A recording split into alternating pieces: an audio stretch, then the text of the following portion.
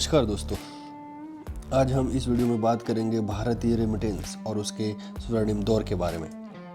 Remittance यानी पैसों का अव्यापारिक आदान प्रदान।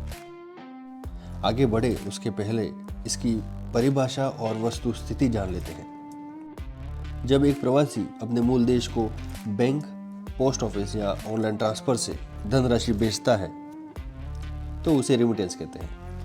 उदाहरण के लिए खाड़ी के देशों में काम कर रहे भारतीय कामगार हो या अमेरिका और ब्रिटेन जैसे विकसित देशों में डॉक्टर या इंजीनियर की नौकरी कर रहे प्रवासी भारतीय जब अपने माता पिता या अपने परिवार को धनराशि भेजते हैं तो उसे ही रेमिटेंस कहते हैं। जो देश रेमिटेंस प्राप्त करता है उसके लिए यह विदेशी मुद्रा अर्जित करने का एक जरिया होता है और वहाँ की अर्थव्यवस्था में इसका महत्वपूर्ण योगदान होता है।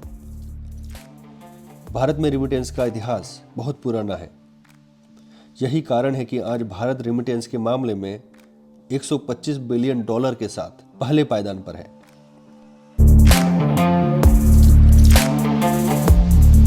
जो भारत की जीडीपी का करीब करीब 3% होता है।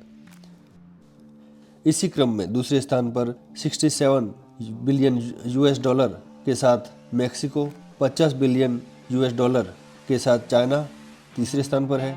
चौथे पायदान पर फिलीपीन $40 बिलियन के साथ ही $24 बिलियन के साथ इजिप्ट पांचवें स्थान पर काबिज है।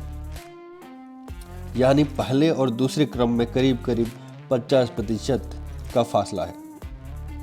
यानी कि इंडिया $125 बिलियन के साथ, जबकि दूसरे स्थान पर मैक्सिको जो $67 बिलियन के साथ है।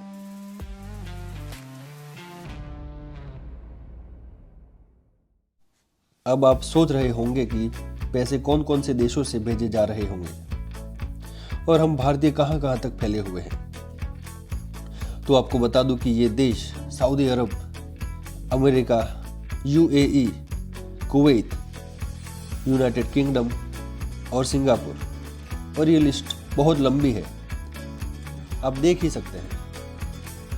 वर्तमान समय में रेमिटेंस बहुत ही आसान हो गया है। विदेश में रहने वाले भारतीय नागरिक अन्य डिजिटल माध्यमों का उपयोग करके अपने परिवार को आसानी से पैसे भेज सकते हैं। भारतीय रेमिटेंस का महत्व बहुत बढ़ चुका है। यह देश की अर्थव्यवस्था में भी महत्वपूर्ण योगदान दे रहा है। तो एक बेहतर कल की उम्मीद करते हुए आपसे विदा लेते हैं और मिलते हैं अगले वीडियो में।